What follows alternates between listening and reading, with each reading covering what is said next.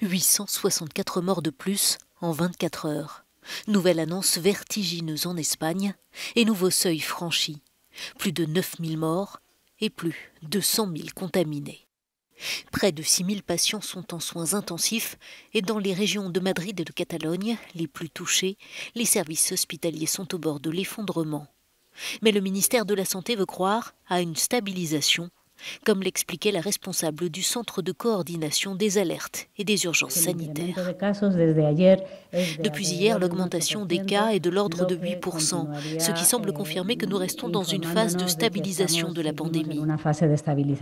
Lorsque l'on regarde de plus près les chiffres et que l'on se concentre sur les hospitalisations, qui sont celles qui nous aident à faire une évaluation précise de l'évolution de l'épidémie, on voit que l'augmentation des cas est encore moins élevée.